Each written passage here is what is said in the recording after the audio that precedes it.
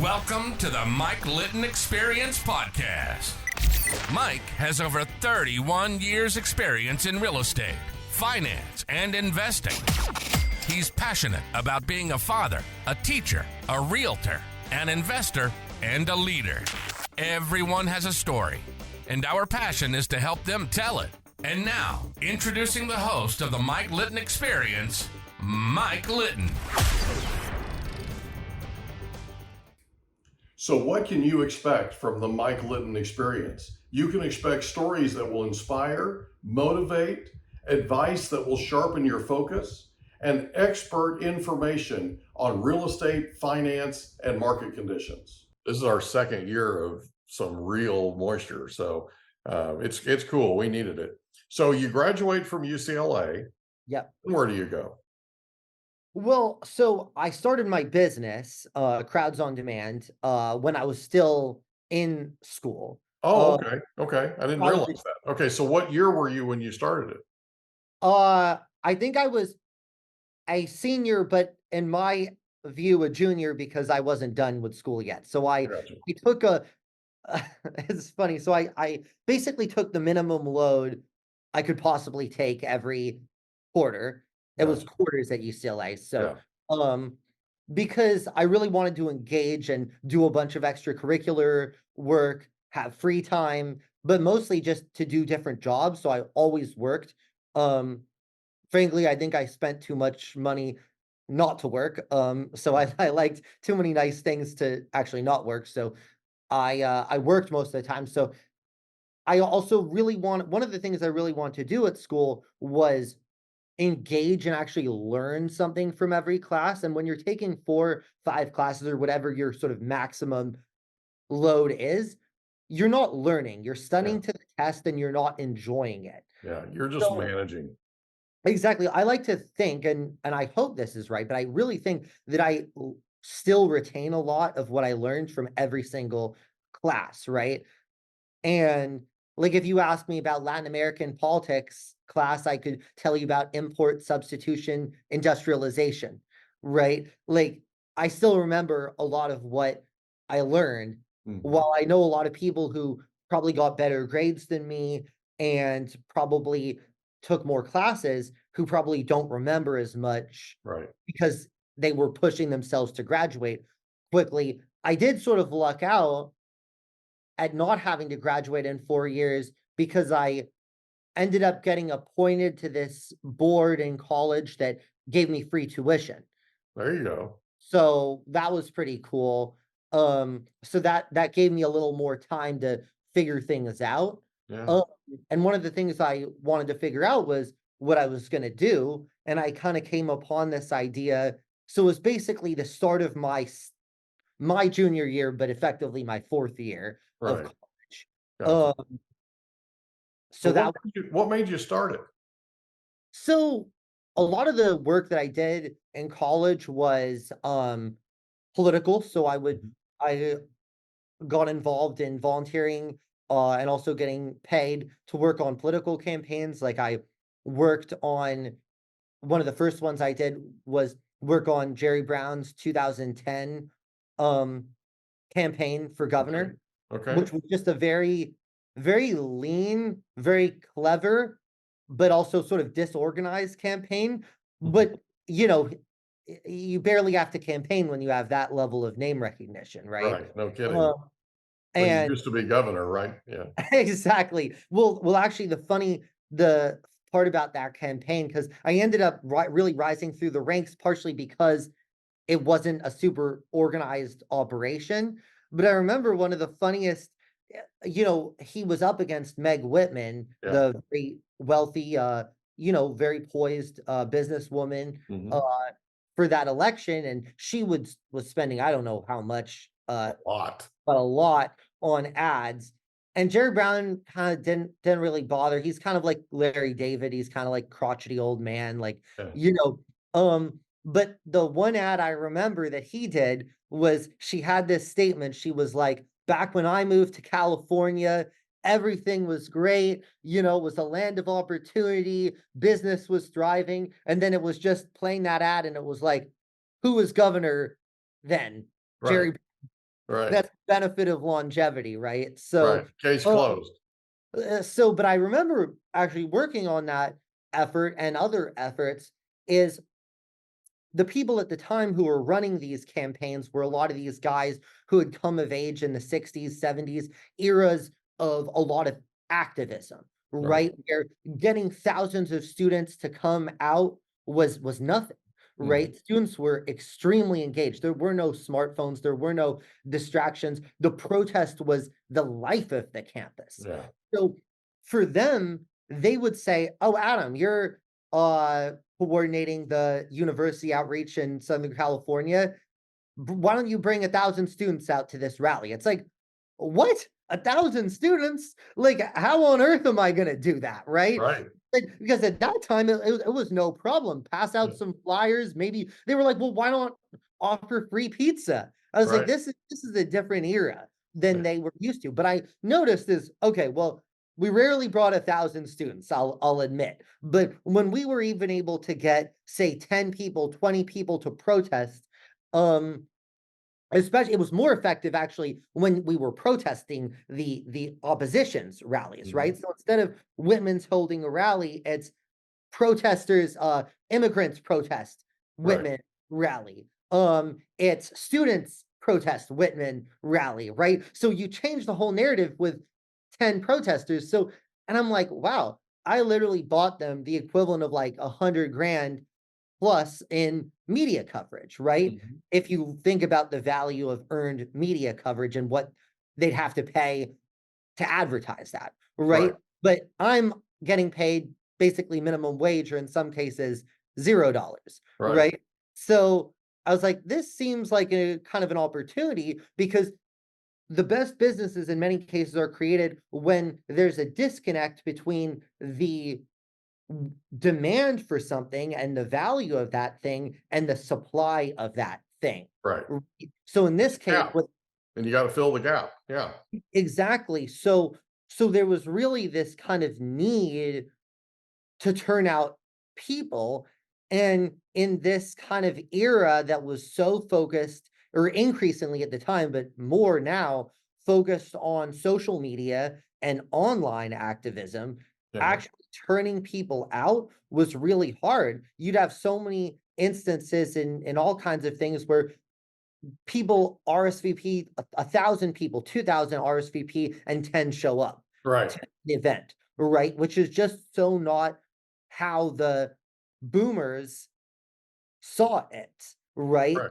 So the challenge was conveying that message, and it's still a kind of something that I deal with in my business now is trying to kind of illustrate, hey, this is essentially providing you six figures, sometimes more, in earned media coverage, Right. right? In terms of what we're doing. So I saw there was this big demand, and then I also spent some time working for AOL, like as a reporter. Mhm. Um, so I also saw kind of how journalists were working on tight deadlines, kind of they just need something to print. And if Right. you give people an easy photo op and an easy kind of way to make that story, and they always like to cover controversy too. So if you Right. put protesters out, that's a story, right? Mhm. Protesters. It doesn't matter what, or it's like, hey, they're protesting. It's sexy, right? Exactly. So I saw this real demand. And then if you combine that with the fact that living in Los Angeles, you're kind of surrounded by celebrities Mhm. or kind of quasi celebrities. I'm a big fan of Bravo and the Housewives shows, so even have a term for some of these D-listers. They call them Bravo celebrities because they're famous like within this sort of narrow section. Right. Um, so so I noticed with a lot of these celebrities too, where it's like I'm really bad at recognizing faces. So there are times where you'd be walking around in Beverly Hills or Santa Monica and you'd see kind of paparazzi photographers around somebody. And I'm like, who the heck is this person? But I want to Right. know. Now Right. I'm engaged. Now I'm Right. hooked.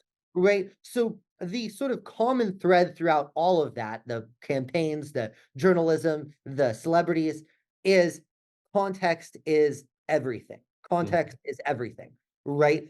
If I make a speech in front of, if Barack Obama had made his famous 2004 convention speech, the Democratic convention speech, the one that kind of propelled him to greatness, so to Yeah. speak, or infamy if you don't like him, right? Is context. What if he had given that in front of 10 people, Right. right? Wouldn't have been the same effect, right? Actually, as an aside, Kamala Harris actually came to my dorm once. I was like, why is there secure police officers in our dorm? Not even just the dorm, it was the floor. She went when she was running for Attorney General of California, she actually went floor to floor campaigning for student votes because Wow. she thought that was kind of untapped. But I'll tell you, it doesn't, a speech doesn't have the same effect if it's given to 10 people versus 1,000 versus 100,000. Right. And by the way, 10 is better than 0. Yeah. So 10 can still be good. It's a different context and a different kind of speech. Right. Um, so so I noticed that there's this opportunity. So I said, hey, look, first of all, starting a business in college is an awesome idea Sure. because the risk is very low, right? Yeah. You start a business and you have, I was listening to your interview with Jeff Fenster, Yeah. right? He was talking, he had what a great interview, by the way. And he was saying that when he started his business, I think he's already had a wife, a kid, a house, was saying no to quitting a 6-figure job, Right. right? So I mean, he's got more cojones than I do, honestly. Yeah. But Well, that took a lot. That took a lot. And, I mean, I didn't know that about him, but when I found that out about him, I had a whole different respect for him. yeah, Kind of like you're saying, because there was a lot going on in his life, yep, right? And he was right out of law school, if you remember. And I mean, he yep, was just getting going and they were trying to buy a house and all this stuff. He had all kinds of things going on in his life, all yep. kinds of moving parts, and then ends up quitting and has no idea what he's going to do next. I mean, that was really something. That's huge. That's huge. Yeah, So, and I admire that immensely, me but too. that's Yeah. a very hard decision to make. The great part about starting a business in college is you really don't have any of those risks, Right. right? Now Exactly. you're stupider, so that's the downside, right? So you're gonna make more mistakes, Yeah. But but you'll learn from your mistakes. but you'll learn, and I have, and I'm sure we'll talk about that. But um, when you are in college, you don't have, hopefully, uh, a bunch of people to support, Right. uh, right? And if you fail, that's consider that part of your classes. That's what Right. I thought. Right. Basically, hey, let me give this a whirl. If it fails, it'll still be kind of fun, and people will still respect you for it, by the way, Right. because people still, at least in our country, really respect an entrepreneur, whether they Yeah. fail or succeed, right? Um, Even when you fail, if you kind of say, "Hey, he tried and it didn't work," that's great too. Yeah. So I was like, okay, with all that in mind, so that's why I hate to give myself more credit than I'm due because the risks that I took starting a business in college are just so much different because I Yeah. wasn't saying no to any one. Yeah. There was someone I was actually talking to someone who was asking for small business advice the other day, and he asked me what kind of the opportunity cost, and I basically said the opportunity cost was 0. Yeah. Right. Well, the opportunity cost was I did put, I think, all my savings at the time into it Yeah. to create a website and stuff. So I guess that is an opportunity cost. That's my beer money, so to speak. I don't Yeah. drink beer, but, metaphorically. Right. Vodka or red wine for me. Right. There you go. But um, but I took kind of my life savings, which again were like 10 grand or something at the time, to do a website and invest in a little marketing to see if I could make a show of it, but Yeah. fairly low risk. So you start it. How does it go once you start it? You know, Well, one of the big things that I did, the first thing I realized that I need to do when I started, this is from my media uh, background from working as reporters. Well, I gotta spread the word because no one's ever heard of me. Hmm. So I could start this great business that no one's heard of and it won't go anywhere. So Right. I was like, well, let me go contact the media, um, and write because it was kind of a novel concept to Sure. protesters and paparazzi and audiences and all of that. It was a it's not entirely. I'm sure people had been doing it, but it wasn't. There's never been a company that had advertised these services. Right. Where it was above board. Right, exactly. It was Um, all backroom deals before. Yeah. that's right. That's right. So I kind of reached out to a bunch of media. I mean, by a bunch, I literally think I spent probably several days doing nothing but writing emails to press. Right. Again, I don't know whether that's a good strategy now, but I did it then. And the first one to, I think, cover it was Radar Online, which Hmm. I didn't think they were huge at the time, but they're kind of bigger now. Yeah. They cover a lot of pop culture news. Um, they wrote an article and it was a fairly nice piece actually. Um, then the Washington Post, of all places, did a tiny little blurb in a like probably their lowest tier section, and it was kind of a little paragraph of nastiness. It was just kind of Mm-mm. like this is stupid. Um, and then, but I'll tell you, I think it was from Radar Online. So 2 weeks after I start this website, like where I after I create the website, Good Morning America calls me and wants to do a piece. I love it. So I'm barely like I think I've done one event at this point, one thing, maybe Yeah. two, maybe a couple more, but Good Morning America is calling me, right? Which is kind of huge, and I'm like, okay, this is kind of a big deal. I've like Yeah. barely been in business. Again, I'm not sure if this is doable today, but it started this kind of cascade of media coverage, and I was really lucky in being able to get that coverage, even though a lot of it was not favorable coverage. So did you reach out to Good Morning America or did they reach out to They you? reached out to me. They reached Oh, out to that's me. cool. Yeah, so they reached out to me and they said they saw the piece in Radar Online Gotcha. and wanted to chat and do a piece. And then it took a few months for that to come to fruition, but just the kind of cascading media and one thing that you kind of learn as media is a little bit of a domino effect. So Mhm. once a couple are covering it, then the whole thing. So that's true for good news and that's true for bad news. Right. Um, so if they're writing negative stories, they'll that it almost spreads even faster. Right. Um, so um, and they don't always do their due diligence either, and No kidding. they regularly report things that are not that are just not fact checked, which is just kind of interesting. Yeah. Um, because I wonder what they're teaching at Columbia Journalism School. Yeah. Yeah, you are. Yeah, you're wondering.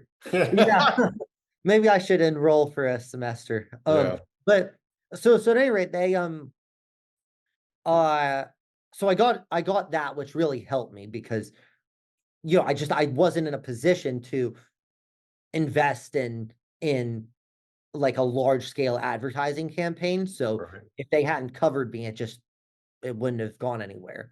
Um so I started getting a decent few of event bookings. And we started in LA and New York. So those were the two that we'd serve. Mhm. Uh, and it was really a blast because just being able to go on a business trip was so cool. Like Yeah. just the concept of that made me feel like important, which was neat. And I remember actually, fun fact, this is 2012. Um, that was also the year of Hurricane Sandy. Yeah. So one of the first events we ever did uh, was in New York City Mhm. at the Javits Center. Yeah. Uh, and was booked way before then, but Hurricane Sandy came Right. and literally ravaged New York.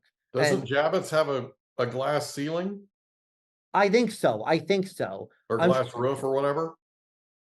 Yeah, the center was okay, I think, but the whole place, Lower Manhattan, if I recall, was just flooded, Yeah. right? So fortunately, the the storm was a little bit after, was a little bit before. Right. So we I was like, okay, please let them like recover in time to have Yeah. this conference, because I was like, first of all, I don't want to lose out on any money. But Right. second of all, I just at this point, I just wanted to get a bunch more events under my on my belt, because Right.